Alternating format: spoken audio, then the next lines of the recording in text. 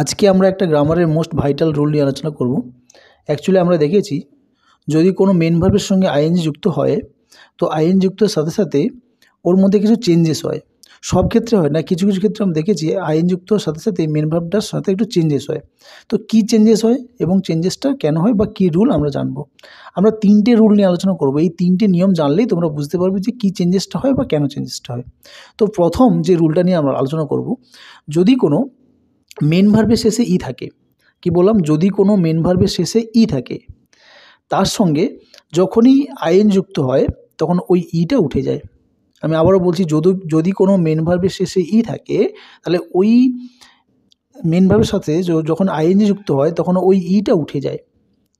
কি না, ইটা উঠে গিয়ে আইএন যুক্ত হয়। যেমন এক্সাম্পল হিসেবে আমি যদি দিই রাইট, WRITE, তাহলে এখানে রাইটের শেষে আমি দেখতে পাচ্ছি এখানে কি আছে, আমরা না ই আছে, তাহলে ইটা উঠে যাবে।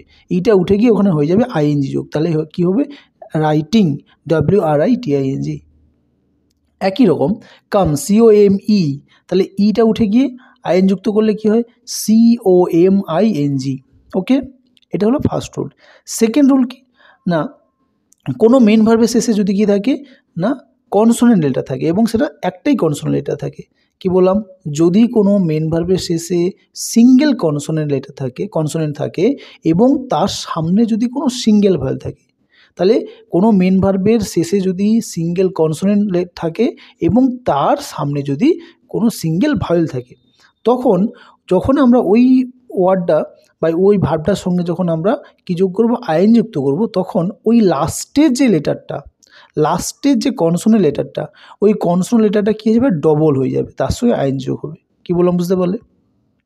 যদি কোনো মেন ভার্বের শেষে কি থাকে না সিঙ্গেল কনসোনেন্ট থাকে এবং তার সামনে যদি সিঙ্গেল ভয়েল থাকে, তাহলে যখন ওর সঙ্গে আইএন যোগ করবো তখন লাস্টের যে সিঙ্গেল কনসোনেন্ট লেটারটা ওটা ডবল হয়ে আইএন যুক্ত হবে। যেমন রান, RUN, তাহলে RUN আমরা দেখছি যে একদম লাস্টে কী আছে, এনটা কনসোনেন্ট এবং তার সামনে একটা সিঙ্গেল ভয়েল আছে ইউ, তাহলে RUN যখন এর সঙ্গে রানিং করব তাহলে এই স্পেলিংটা কী হবে RUNNING, এনটা ডবল হয়ে যাবে।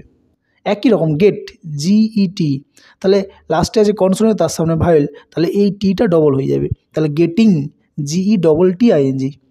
ওকে, এবং 3 নম্বর রুলটা কি না, যদি কোনো মেন ভার্বের শেষে IE থাকে, কি থাকে IE, তাহলে যখন আমরা ওর সঙ্গে আইএন যোগ করবো তখন ওই আইটা উঠে যাবে এবং ওর পরিবর্তে ওয়াই আসবে, তারপরে আইএন যোগ করবো। কি বললাম, যদি কোনো মেন ভার্বের শেষে IE থাকে, যখন ওর সাথে আইএন যোগ করবো তখন ওই IEটা উঠে যাবে, উঠে গিয়ে ওর পরিবর্তে ওয়াই আসবে, তারপরে আইএন যোগ হবে। যেমন এক্সাম্পল হিসেবে যদি বলি আমি DIE, তাহলে কী আছে লাস্টে IE, তাহলে IEটা উঠে যাবে, এর পরিবর্তে আসবে ওয়াই, তাহলে যখন আইএনজি যুক্ত করবো তখন কী হিসেবে DYING।